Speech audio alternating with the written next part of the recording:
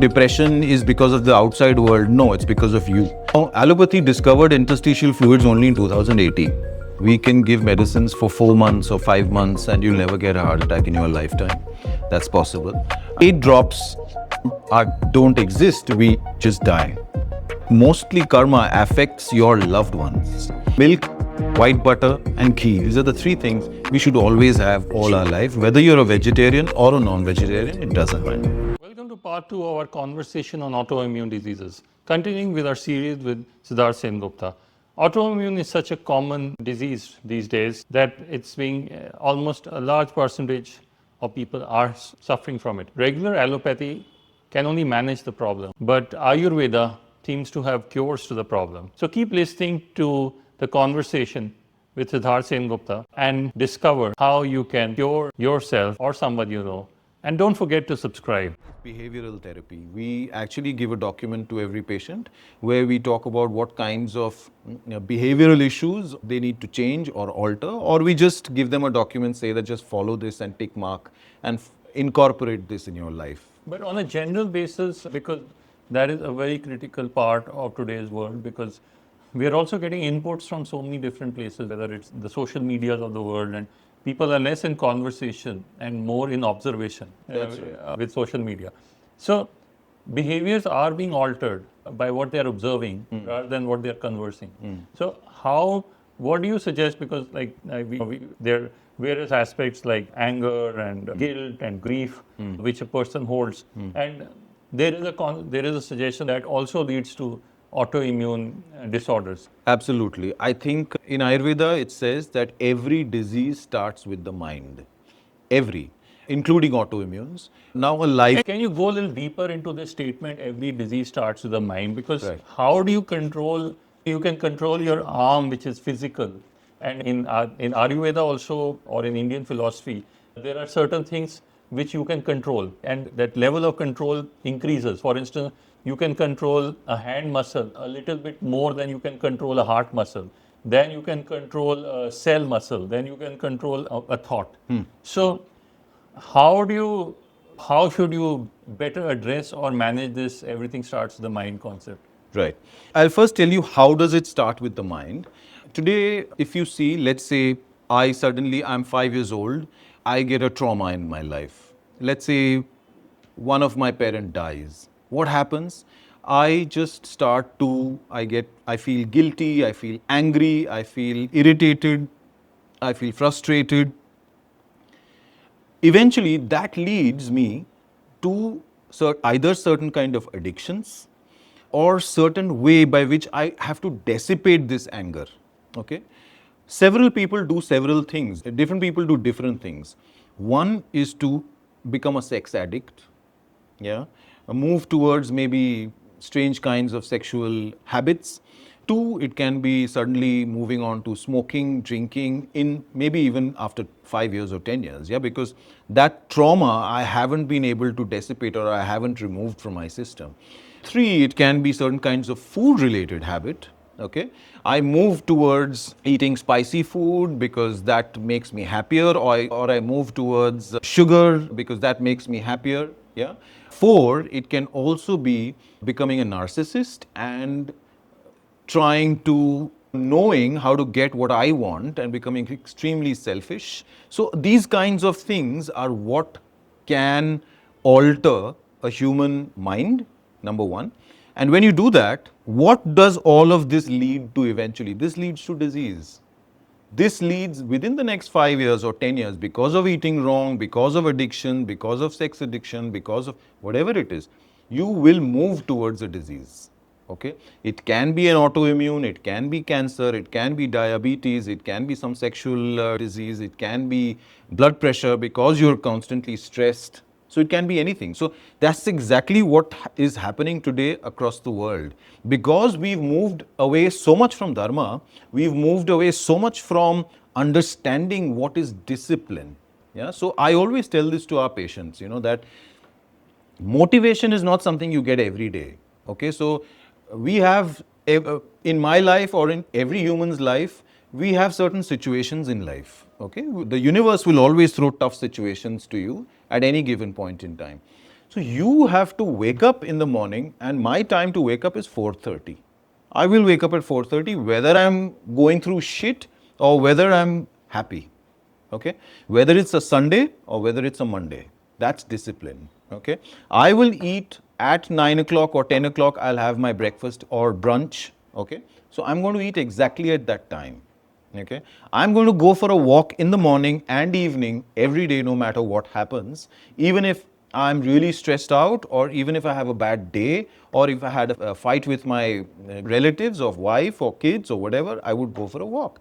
So what happens is, when you are disciplined about life, when you've made that routine in your life, then the action of these kinds of addictions that we have, or these kinds of traumas that we've had, or these kinds of mental issues that can push us towards disease reduces.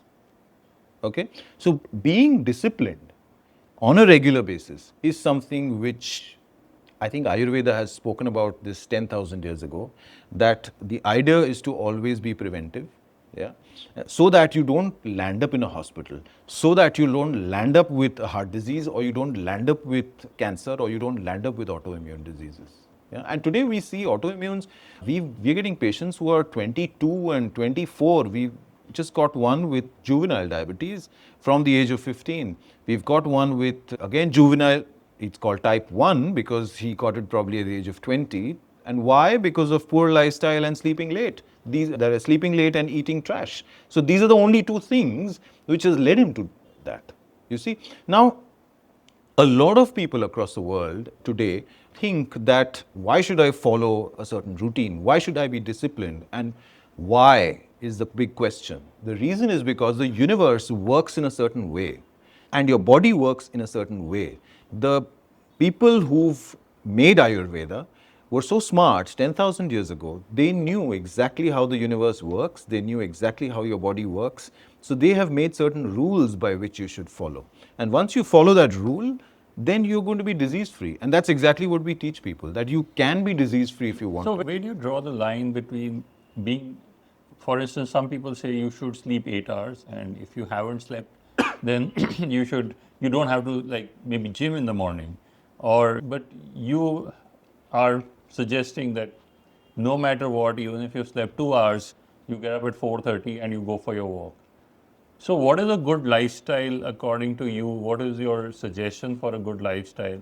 And how, I know these seem simple questions, but I think they have very deep implications. Absolutely. The biggest mistake today, what human beings are doing, is their sleeping cycle. Okay? And that is causing a lot of health issues. So the time to sleep is between 8 and 10 p.m. and time to wake up is between 4 and 6 a.m.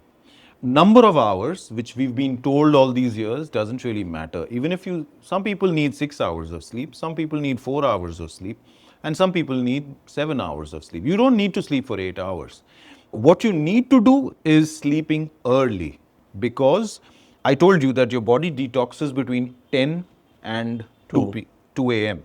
What people have no idea about is, when you lie down, you have along your back and in your brain, you have the cerebrospinal fluid. Now the cerebrospinal fluid in your spine as well as in your brain, it goes into your brain, cleans the brain of all the stress like a dishwasher, and then when you wake up early morning, it stops cleaning at 6 a.m. The moment the sun rises, it stops, because that's the rule of the universe. People, if you sleep after sunrise, it starts to corrode your brain. If our ancestors always told us, "Subah sona nahi chahiye, din mein sona nahi chahiye," you should not sleep in the daytime. If you sleep in the daytime, it starts to actually corrode your brain, and if you sleep in the afternoon, when you wake up, you feel miserable sometimes. Notice that. But that is why. Okay? People have no idea that sometimes when we have a problem in life, we say that, okay, just sleep it off, right? When you sleep it off, when you sleep, then what happens is it cleans your brain and removes all the toxin. Now, if you sleep by 5 o'clock, your brain is not cleansed. Okay? You sleep at 2 o'clock, your brain has missed cleansing for 4 hours. Okay? What happens? You have this stress and these toxins in your brain, okay, which have not been cleansed, and these toxins then start to make you irritant, make you anxious, make you depressed. People think that depression is because of the outside world. No, it's because of you. When you start thinking too much about yourself, that's when depression arises. When you That's an interesting point, that when you start thinking more about yourself, I think that is why a lot of people find that having a dog in the house, Yes. or having a child in the house, or something to in which even plants in the house, Exactly. which they have to take care of, that kind of brings their concern out Yes. of their own, out of themselves to Yeah. something external. So depression is nothing but negative ego. And because your brain is now not able to function normally, because probably you've had a wrong lifestyle and diet, and that's why you probably cannot analyze yourself. You don't know that the person may be speaking not out of spite, but just something which is true or right, or maybe you need to change or you need to alter yourself. So you see a lot of people today, they sympathize with patients who are depressed or say, oh, mental health issues, they need a lot of empathy.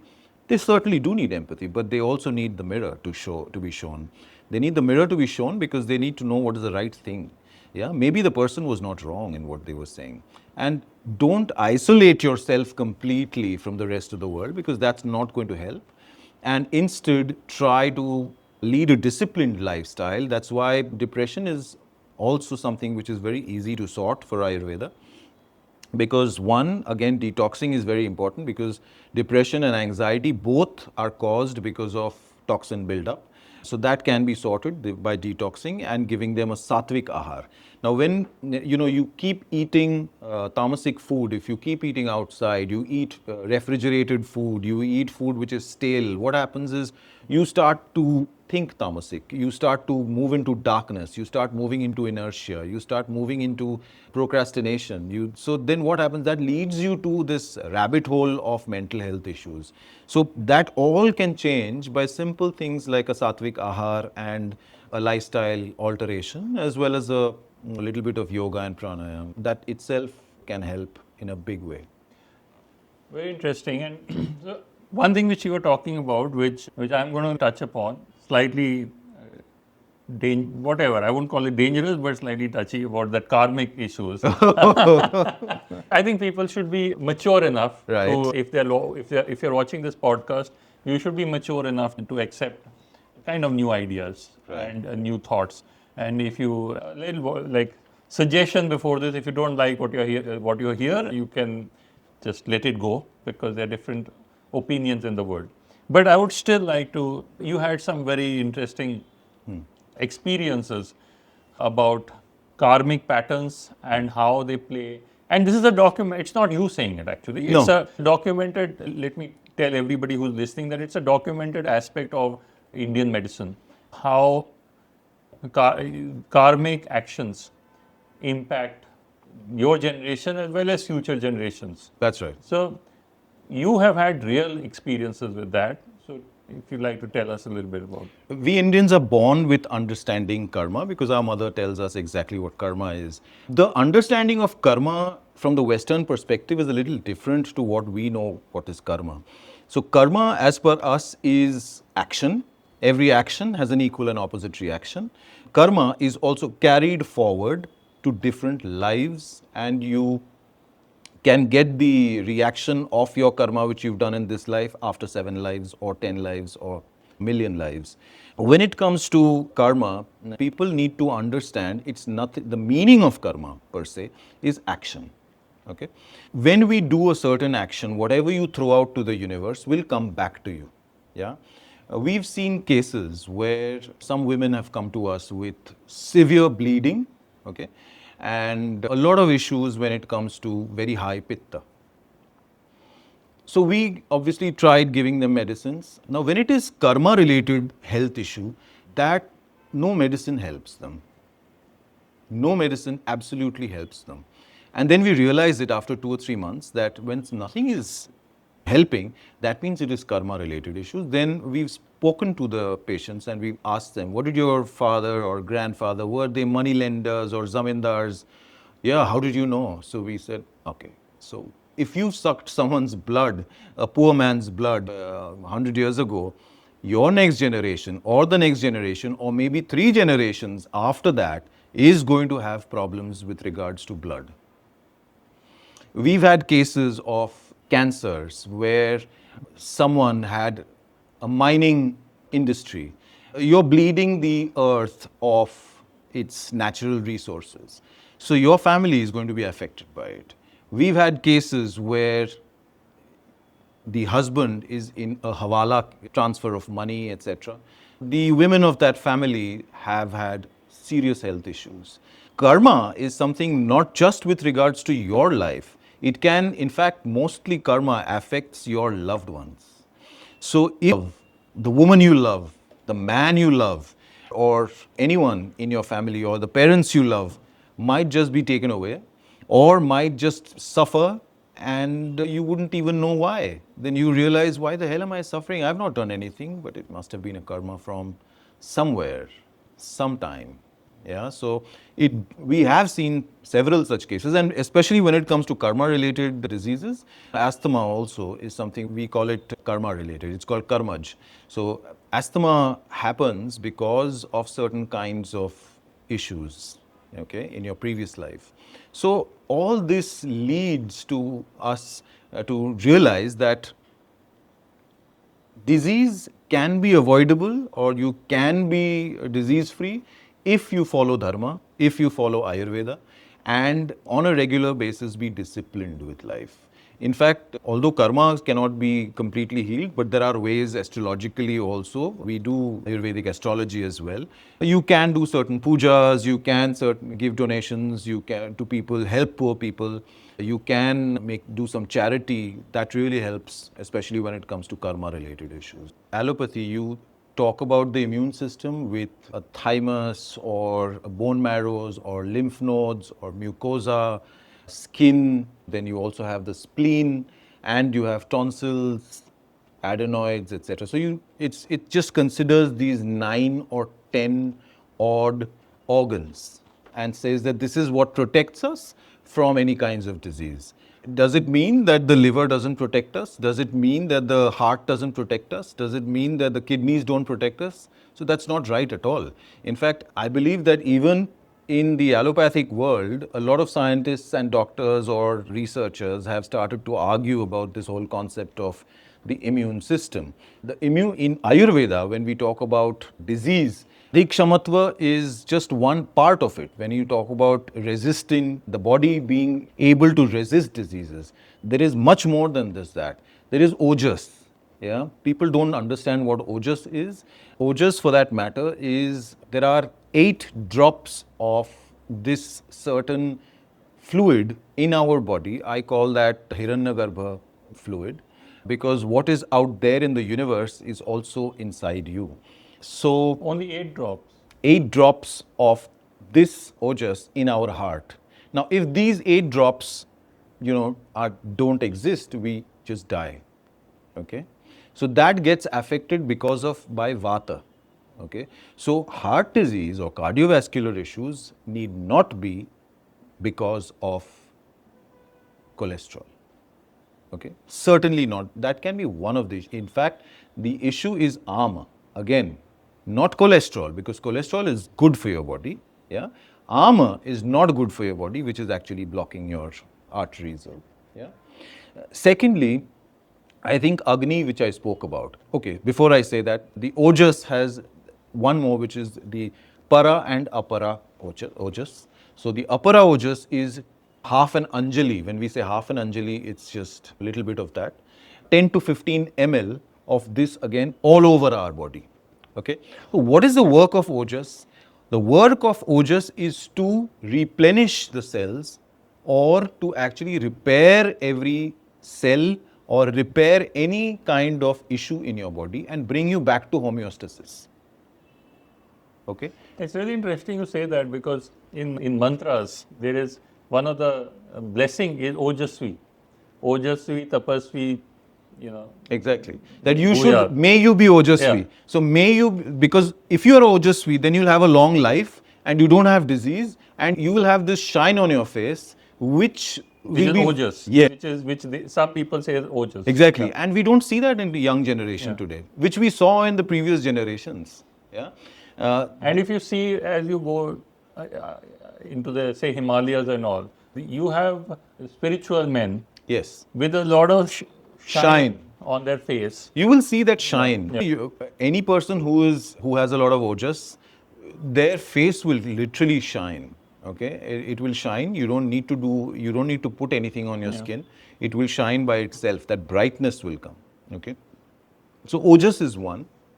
So how Sec- to get that Ojas? So ojas will only come when all your sapta dhatu.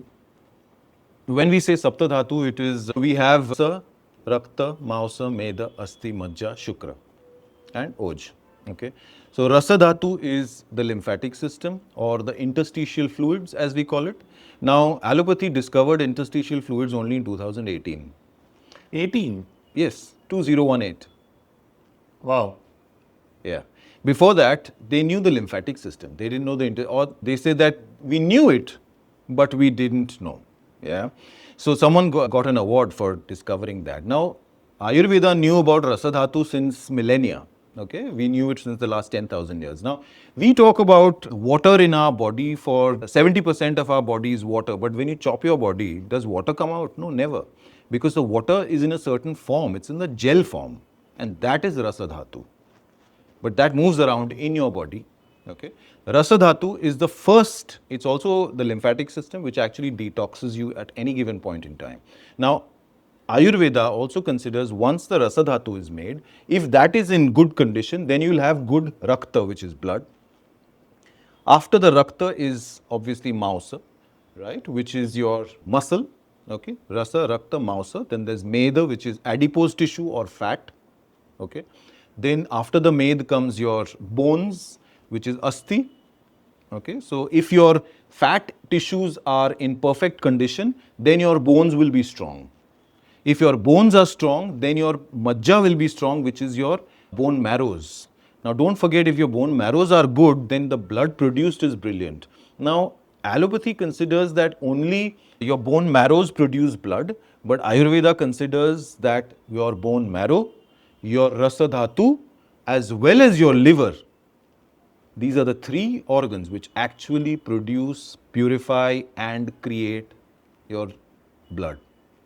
Okay. After the Majja Dhatu is perfect or good, then comes your Shukra Dhatu, which is your reproductory cells. Okay.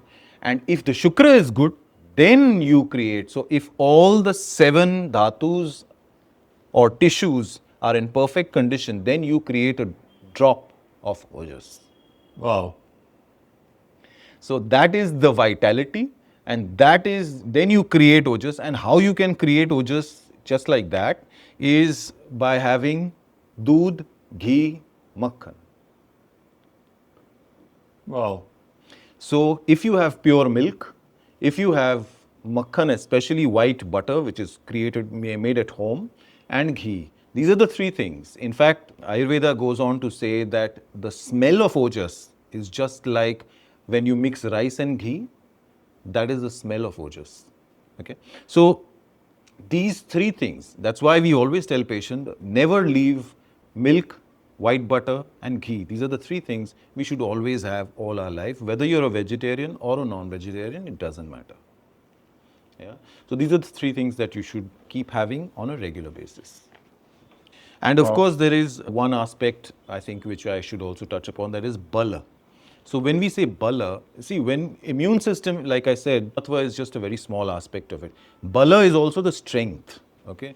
So the strength of your liver, the strength of your heart, the strength of your cellular system, the strength of each of your tissues, that's very important. So all these conditions, when they are fulfilled, then you have an immune system which is good. Not to forget mala, which is also excretion. If your body is able to excrete perfectly, then all these things together make your immune system perfect. So health hack, I would say, is rubbish. In fact, it's a complicated way to stay healthy, but an easy way at the same time if you follow the rules. That's it. But when you say make the heart strong, or these are not muscles which you have control over. You can't go for a heart walk. You can't do cardio, whatever, weights for your heart. So how do you make your heart strong, or all these different organs? How do you make them strong? Ayurveda has medicines to make the heart strong. In fact, we can give medicines for 4 months or 5 months and you'll never get a heart attack in your lifetime. That's possible. But without medicine, if you talk about making your heart strong, the ways are exercise. You need to work out every day, and working out means walking. Walking is a very good way to strengthen your heart. Second is to sleep early and wake up early is another way, because by doing that, your hormonal health, your endocrine health is really good. And your heart is also depends a lot on your hormonal health, okay? Or rather, your hormonal health also depends on your heart. Three is by soaking in the sun. So Ayurveda and our Vedas clearly says that our father Surya helps to strengthen our heart muscle and drive away all heart related issues. So wake up early, soak the sun, and when you start soaking the sun, that is, your vitamin D shoots up. People have no idea that vitamin D is actually a hormone, it's not a vitamin. So when your hormones are better, and the sun has the capability to alter your DNA, sun has the capability to actually give you that kind of energy by which your heart starts to function much better. Soak in the sun. Soak in the early morning sun. I know you've made some points publicly about you're not very happy with vitamins and supplements. And you just mentioned about vitamin D and all that. So why do you think that vitamins are not needed, or it's like another marketing gimmick? It's just a marketing gimmick. In fact, But try to answer that. There is documented evidence that Yes. vitamin A, fortified vitamin A in soya sauce, has reduced blindness in China. They are talking about, even the United Nations and WHO says that fortification is one of the cheapest ways of healthcare in which, So why would your perspective be that you don't need supplements? so when we talk about supplements in Ayurveda, we talk about nutraceuticals or Rasayan. There is something called Rasayan Chikitsa, which is very different than what supplementation is. Supplementation, for that matter, when a lot of people take magnesium these days to be able to sleep better and have better mental health, then your body stops producing that completely. People start taking in vitamin D. When you start taking in vitamin D as a supplement, then your body just forgets how to process your cholesterol into your hormones, and the body does not know how to absorb that sunlight anymore. Then you have to keep taking it all your life. And when you take a synthetic chemical, number one, I just told you that the body doesn't recognize it. So it stays in your body for 2 months. The moment you stop it, again you're back to square one. Okay. Supplementation has never helped anyone. It helps temporarily, yeah, and then your body starts to move. The body always pushes you towards homeostasis because it's trying to survive. It goes into the survival mode. Eventually, it might just have a little bit more, and when you slowly wean it off, then you're pushing the body to produce again. it, yes, to learn again. But supplementation really doesn't help, because the moment you stop, then again the body will go back to square one. Okay, and these supplements eventually will lead to another kind of vikruti. People have no idea that the vitamin D sachets or these medicines that we have, they are cholecalciferol. Yeah, so what is that made from? It's actually made from rat poison. Wow. Yeah. Okay. How about your opinion on Shilajit? Because that seems to be really taking over. To an extent helps. But again, in Ayurveda, there are a lot of pathyas that you have to do. Like after you have Shilajit, you're supposed to have a certain kind of diet. You're not supposed to go out in the sun for certain amount of time, because your pitta will increase. Okay, so when you're having Shilajit, your pitta will increase.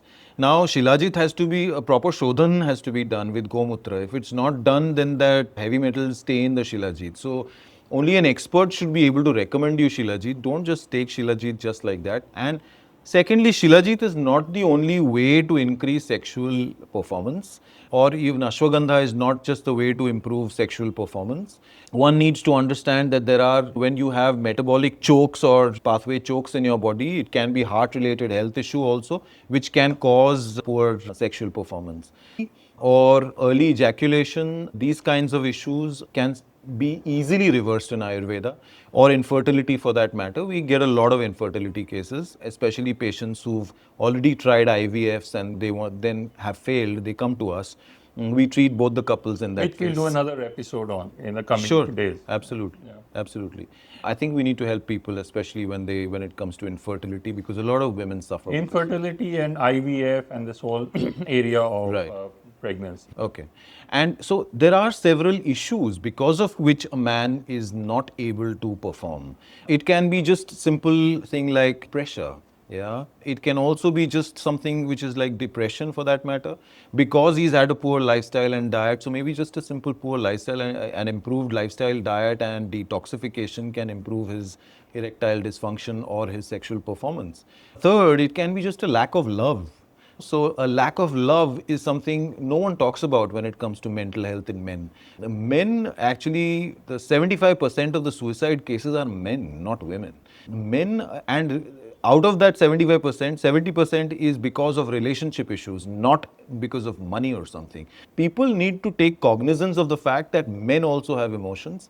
Men have ED, and men also have something called, like women have menopause, men have andropause, and they can have issues like this which no one talks about, no one sorts it out for them, and they just go into drinking binges, or they would probably find a younger sexual partner, or smoke a lot, or go into drugs, or just become spiritual for that matter. Men, the ED or sexual performance, Shilajit or Ashwagandha is not the solution. Secondly, people need to understand that Ashwagandha or Shatavari, which is for women, does not act unless you have it with milk. And Ashwagandha takes 9 months for the body to really show effects. So don't ever think that Ashwagandha is something, I take Ashwagandha today and it's going to show effect tomorrow. It's not. Maybe a placebo effect might show up because Possible. you think that it's, like you said, it's also to do with the mind. Exactly. So if I feel that I've been taking ashwagandha for 4 days, you just are so much more confident that you go ahead and perform better. Absolute, absolute. That's certainly possible. But yes, ashwagandha calms you down. Because it increases your kapha, the vata and pitta, which can be a problem, so it just calms you down, the kapha increases. So you might see an improved performance, or you might see an improved mental health issue. And that can probably improve a little bit of your sexual performance. But if you want to have a morning wood, or if you want to have at the age of 50 or 60, it would take much more than that. It would be dechoking everything, detoxing you, and giving you something which is, but it's possible to have a morning wood even at 50 or 60 for men. And especially diabetics who come to us, a lot of diabetic men who come to us, they lose erections from the early ages of 30 or 40 or something. And it's possible because neuropathy is something which cannot be sorted in allopathy. We can sort neuropathy as well, whether it's gangrene or whether it's someone's legs have to be chopped off. Ayurveda can sort it out easily. You don't need to chop off a leg, or you don't need to be impotent or have erectile dysfunction all your life. Oh. So we talked a lot of things, and I think to one thing which, since we have spoken so much, we started with autoimmune, but Right. we've gone We've much digressed. deeper.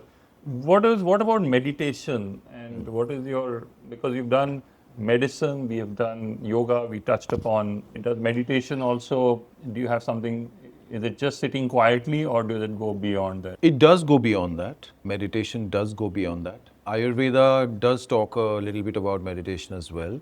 But in fact, Ayurveda actually says that if your achar is good, if your behavior is good, if you follow dharma, you will not get any disease. Okay? Meditation certainly. But dharma is a relative concept. No, there are rules.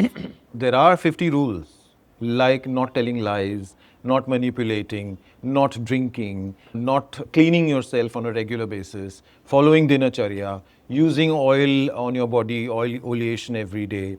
So there are several, sleeping early, waking up early. All this is following Dharma. Dharma is basically rules of the universe. Dharma doesn't mean following Hinduism. Dharma means even a Christian or a Muslim or a Jew can follow Dharma, which is you need to follow the rules of the universe. Now, when I said you have the sun, and to make your heart stronger, you soak in the sun. So anyone can do that. It's not necessary that a Hindu needs to do that or a Sanatani needs to do that. Following Dharma, when you follow the rules of the universe, then you cannot be unhealthy, then you cannot have a disease. Yeah. Now, having said this, I think coming back to your question On meditation. on meditation, that meditation helps, one, in terms of calming yourself, two, in terms of when I spoke about every disease starts with the mind. So if you're able to control your mind better, you make right choices. Okay, so you don't do that aparad which we normally do. So you have more wisdom and you can use your intellect to and determination to stay away from the wrong things in your life. I would say that is the best part about meditation. And yogasanas also. In fact, if I've seen a lot of people, by practicing yoga, they've got rid of their addictions. So I would say put all your kids into yogasanas. Put all your kids into yoga. If you put them into yoga, they will not be addicted. They will not have these kinds of mental health issues and physical health issues in the future. Okay. That was amazing, and I think we spoke so much more than autoimmune. We look forward to our next conversation. We're going to take one issue at a time. So, looking forward to that. So, thank you, Mr. Sengupta, and looking forward to the next one. Thank you. Thank you so much, Karan. It's always a pleasure meeting you. Thank you.